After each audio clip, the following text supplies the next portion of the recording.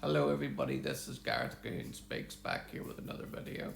I'd like you to hit the subscribe bar, give me a thumbs up if you like the video, or hit the notification bell to be notified when I post my next post.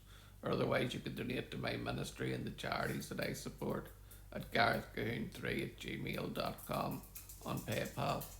Or else you can look me up on YouTube to scroll down to the very bottom to get to my created playlists so you can see the videos that I watch on a daily basis. Israel hits back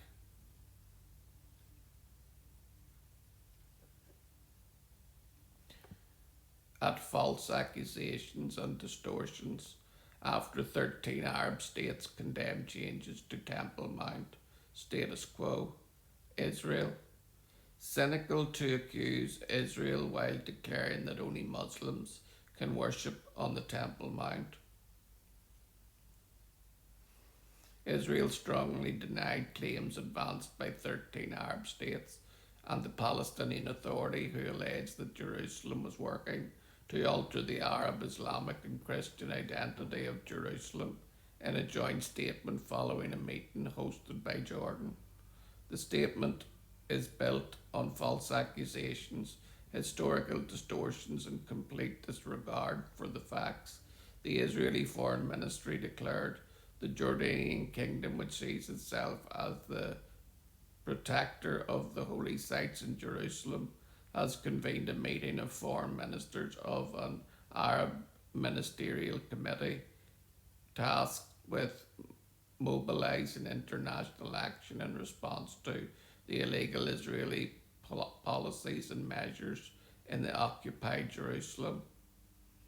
It was attended by representatives of Tunisia, Algeria, Iraq, Qatar, Saudi Arabia, Somalia, Egypt, and Morocco, as well as Jordan and the Palestinian Authority, as well as the Secretary General of the Arab League and the foreign ministers of Indonesia, Pakistan, Turkey, and Malaysia. The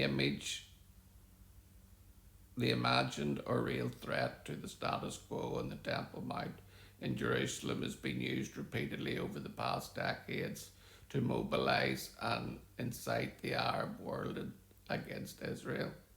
Ahead of the meeting, Jordanian officials told the British Guardian that the July 23rd visit to the site by more than 2,000 Israelis on the occasion of Tish B'Av, the Jewish holiday mourning the destruction of the temples, was the most serious violation of the status quo in modern history. Under the status quo, religious worship was permitted only for Muslims, while Jews or Christians were not allowed even to bring religious items to the site. However, National Security Minister Itamar Ben-Gvir has slowly eroded the status quo to allow Jews to pray on the site, and police have increasingly turned a blind eye to Jews praying on the eastern part of the Temple Mount platform. On July 23rd, a police spokesman told Times of Israel that around a dozen people were arrested for praying on the western side, noting that the police were overwhelmed by the sheer amount of worshippers there. The crowd was led by Ben-Gvir, who openly used a prayer book to worship. Jordan's foreign minister, Ayman al-Safadi, told The Guardian, "We warn that tampering with the status quo could trigger a religious conflict that will reverberate beyond Palestine and Jordan into the whole Muslim world." Regarding the meeting in Jordan, he said, "We're trying to explain the danger. We're protesting legally. We are trying to create awareness of the imminent danger in the continuation of those Israeli measures. Its participants agreed to condemn all Israeli violations at the blessed Al-Aqsa Mosque, Al al-Sharif, all attempts to alter its historic and legal status quo and impose temporal and spatial division, including the escalating incursions by extremist settlers. Israel ministers and officials facilitated the protected by the Israeli authorities, the occupying prerogative practices and inflammatory statements, restrictions on access for worshippers to the mosque, and assaults against them, and the continued illegal excavations beneath the mosque and its vicinity. Among a series of other points, they also reaffirmed that Israel has no sovereignty over Jerusalem and the Temple Mount is a place of worship exclusively for Muslims, and also condemned ostensible Israeli violations targeting Christian holy sites and threatening the historic Christian presence in Jerusalem. In his own statement, Jordan's King Abdullah II warned of the danger of unrest in the region being exploited to create new facts on the ground in Jerusalem. The Israeli Foreign Ministry, in response, stressed that it is particularly cynical to accuse Israel of violating freedom of worship while declaring that the entire Temple Mount is a place of worship exclusively for Muslims, ignoring the Jewish people's historic connection to Jerusalem and its holiest sites.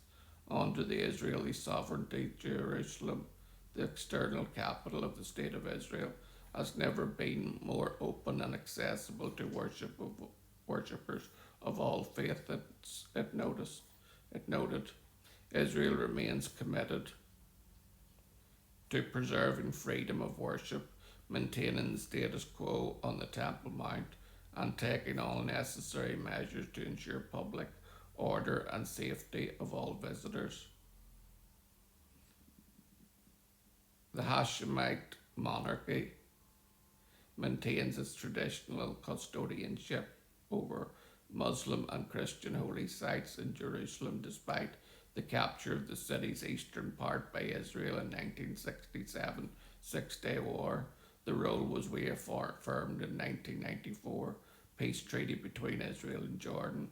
This also includes the control and management of the Temple Mount, except for security matters, in the hands of the Jerusalem Waqf, a religious organization led by an 18-member council and a director, all of whom are appointed and paid for by Jordan.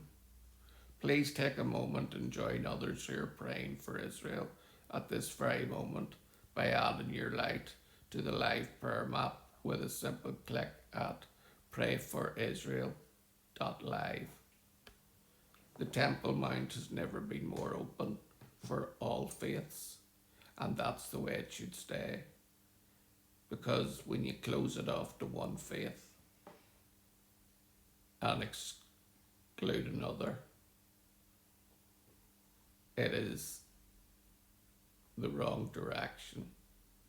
And all the Muslim Arabs have to do is threaten unrest and then the Israelis cower. But under Ben Gvir and Netanyahu, the Temple Mount has been the most open and free site for all faiths, and that is the way it should stay. Shalom, Maranatha.